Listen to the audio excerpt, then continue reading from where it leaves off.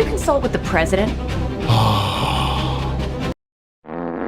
Buckle up, because the newest Superman trailer just dropped, and somehow it actually is less of a train wreck than the last two. Yeah, I know, miracles happen. Let's lead with the good first, because my immature expectations are so confused, they're practically dry humping optimism in a janitor's closet. The newest trailer actually focuses on Superman. I know, crazy concept, right? After two previous trailers where the Man of Steel had the screen presence of a background lamp, this time he's front and center. And get this, he's actually doing super shit. Swooping in and saving people and looking heroic, instead of like he's not trying to cry in CVS while holding a frozen pizza and a bottle of wine. Actually, he kind of is in this one, but we'll get to that in a minute.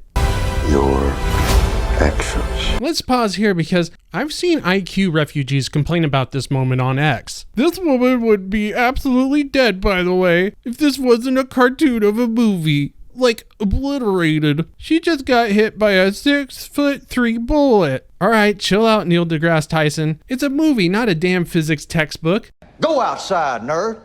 I don't know at what point suspension of disbelief ceased to be inherently understood while watching movies, but the mid-IQer's idea of demanding reality seep into every pore of fiction must be summarily executed with extreme prejudice. Movies do not need to be based in actual reality, because they create their own self-contained worlds with internal logic and rules. A film's reality is whatever the story, characters, and setting establish as true within its narrative. Audiences accept the fictional reality as long as it's consistent and immersive. And you say all of that by stuffing nerds like this back into a locker where they belong. Anyways, the Super in Superman is the main focal point here in the trailer, for the most part. He's flying, and not that dumb twisty McFisty they tried to shove down our throats, and not that crashing into the snow, raw dogging the earth with his dignity, and doing his best impression of a dying deer. No, this is actual flying, with momentum, with purpose, with the kind of aerial thrust that says, hey, I'm balls deep in your jet stream. Hey buddy, eyes up here.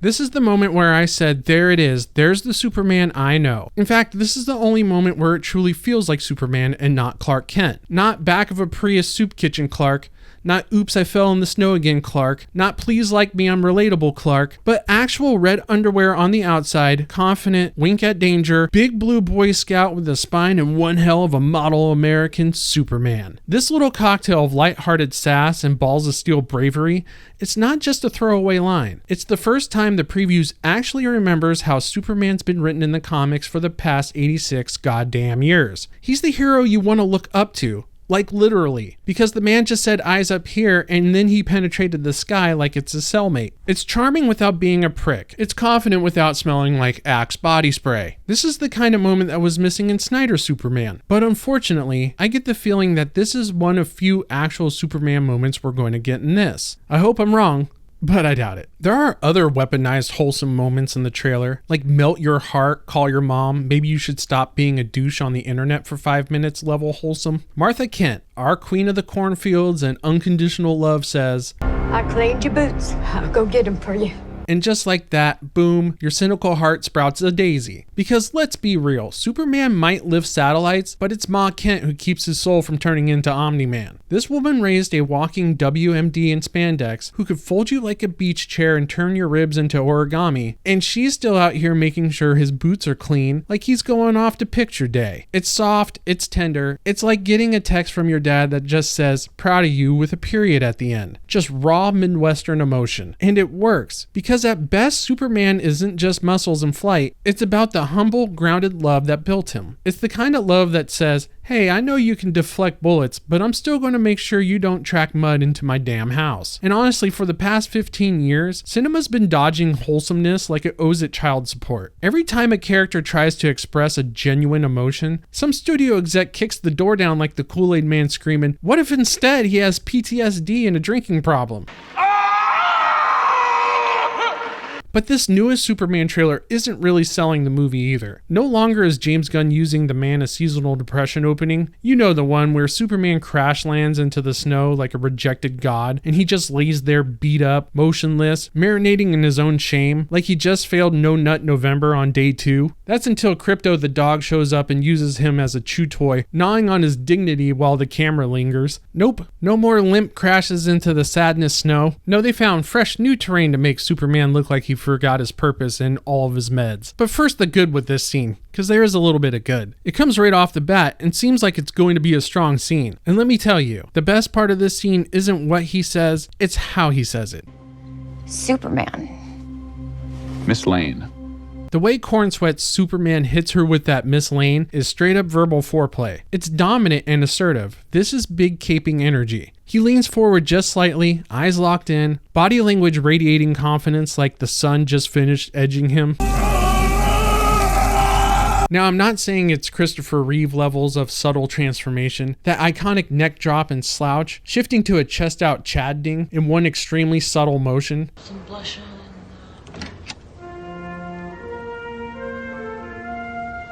What an acting clinic that scene is. But this is in the right zip code. You can feel the duality simmering beneath the surface, that tension between the farm boy and the god, the tightrope walk between humble and holy. It makes you feel like, oh, okay, there's something stirring in my pants now. But you quickly realize that it's not the front of your pants, it's the back, because this is where it all goes to shit. I just wanted to say... As Lois grills him about stopping wars and skipping presidential permission slips, instead of Superman activating his level 10 Riz with a smirk and a cool tone that is guaranteeing her ovaries are liquefying, he gets increasingly defensive. That's funny.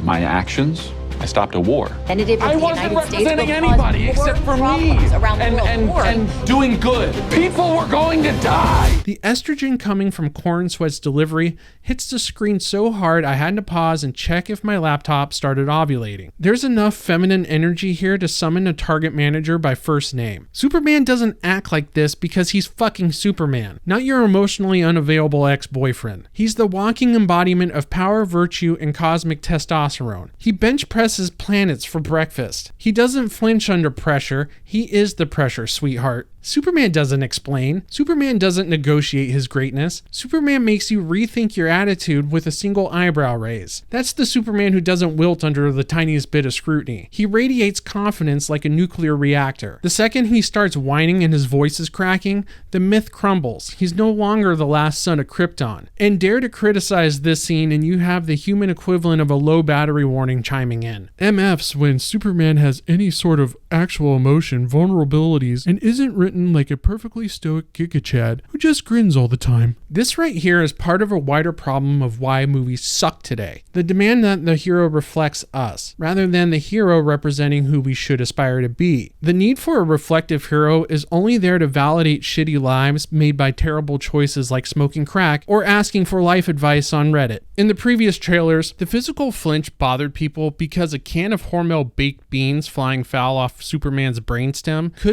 would never do that to him. This scene of Lois pressing him is the emotional flinch, and it's making Superman fans equally cringe. Superman doesn't flinch when he's doubted. He inspires belief anyways, because he's not one of us. He's who we wish we could be. And if you take that away, you're not giving us a deeper Superman.